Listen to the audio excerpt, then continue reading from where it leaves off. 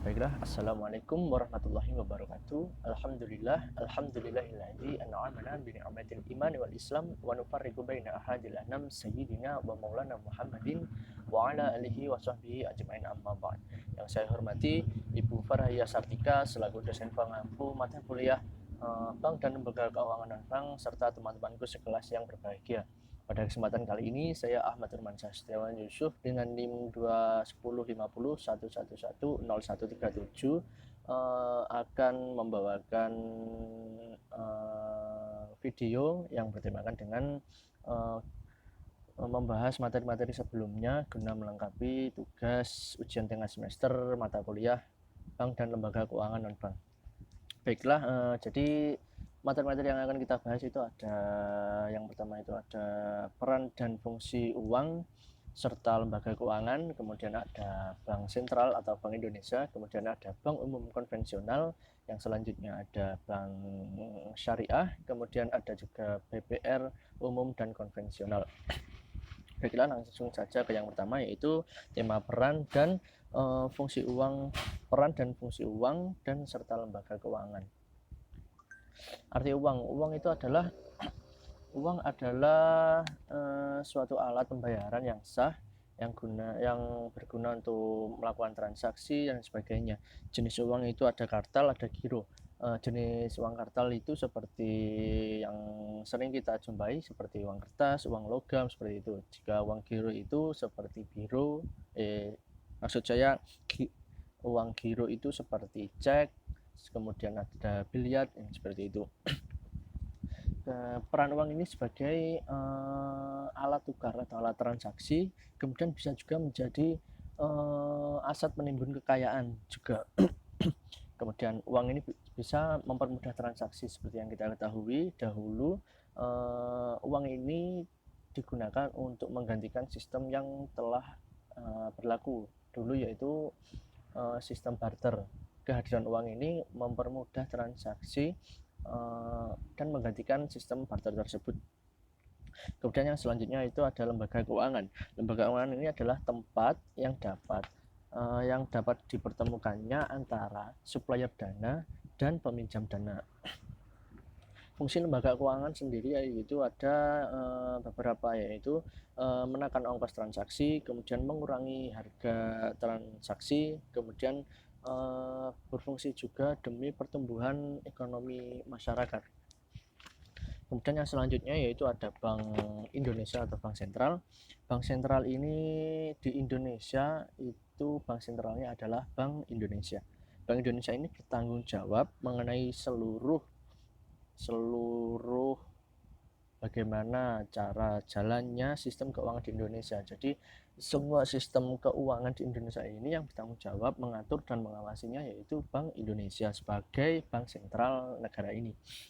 Kemudian fungsi-fungsinya yaitu seperti mengatur kebijakan, menetapkan suku bunga, kemudian menjaga kestabilan nilai rupiah. Kemudian yang selanjutnya yaitu ada bank umum konvensional.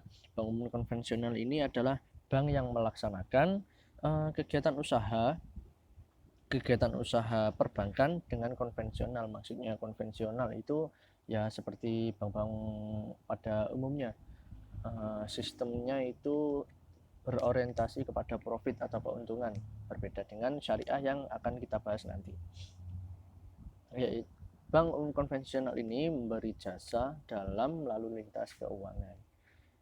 Dalam bank umum konvensional itu contoh-contoh di Indonesia yang umum itu ada BRI atau Bank Rakyat Indonesia, ada BNI, Bank Negara Indonesia, kemudian ada Mandiri, BCA, seperti itu. Itu adalah contoh dari bank umum konvensional.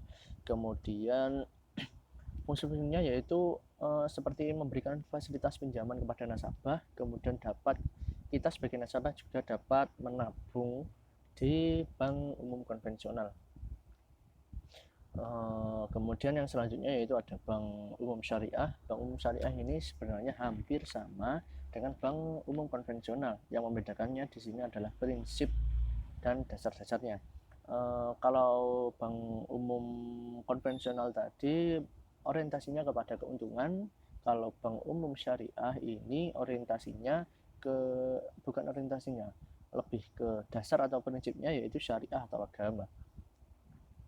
Jadi di bank umum syariah ini tidak ada bunga, melainkan adanya nisbah atau bagi hasil. Fungsi dan kegiatannya hampir sama dengan bank konvensional. Yang beda adalah yaitu tadi dasar dan prinsipnya. Bank syariah menggunakan prinsip agama, beda dengan bank umum konvensional. Nisbah sendiri atau bagi hasil sendiri itu merupakan bagi hasil keuntungan dari semuanya, dari segala pihak, dan akan dibagikan ke semuanya. Maksud semuanya itu dari penyelenggara bank dan kepada nasabah, itu rata hasilnya, bagi hasilnya itu sama. Jadi prinsip-prinsip keagamaan di bank syariah ini sangat kental. Kemudian di Indonesia, bank umum syariah ini sebenarnya ada banyak, namun akhir-akhir ini sudah terjadi merger atau penggabungan dari beberapa perusahaan dan menjadikan satu menjadi BSI atau Bank Syariah Indonesia, seperti itu. Kemudian selanjutnya, tema selanjutnya yaitu ada Bank Perkreditan Rakyat. Bank BPR atau BPR ini biasa ditemui di kota-kota kecil dan di kecamatan, beda dengan bank umum konvensional dan syariah yang mencakup nasional, bahkan bisa melakukan transaksi internasional. Kalau bank BPR ini lingkupnya kecil, maksimal itu hanya di satu provinsi saja, tidak bisa nasional atau senasional, itu tidak bisa kalau Bank Perkreditan Rakyat. Kemudian bedanya antara BPR dan bank umum itu, yang pertama, BPR itu tidak bisa transaksi giral. Maksudnya tidak bisa transaksi giral itu tidak bisa mengeluarkan transaksi berbentuk cek, berbentuk biliet, seperti itu. Kalau bank umum kan bisa. Kemudian yaitu tadi maksimal lingkupnya satu provinsi, beda dengan bank umum konvensional dan bank umum syariah. Kemudian BPR ini, kalau yang konvensional ini hampir sama dengan kegiatan dari bank umum konvensional, sama. Yang membedakan yaitu tadi tidak bisa melakukan transaksi transaksi giral. Sistemnya itu tidak ada bagi hasil, melainkan ada sistem bunga. Kalau bank umum, maksud saya Bank Perkreditan Rakyat Syariah atau BPRS, ini sama dengan BPR konvensional. Yang membedakan itu ada nisbah atau bagi hasil, sama sistemnya dengan yang seperti di BUS atau Bank Umum Syariah. Bagi hasil itu ada berbagai sistem, ada mudharabah, seperti itu. Dan mungkin hanya itu saja yang dapat saya sampaikan, kurang lebihnya saya mohon maaf.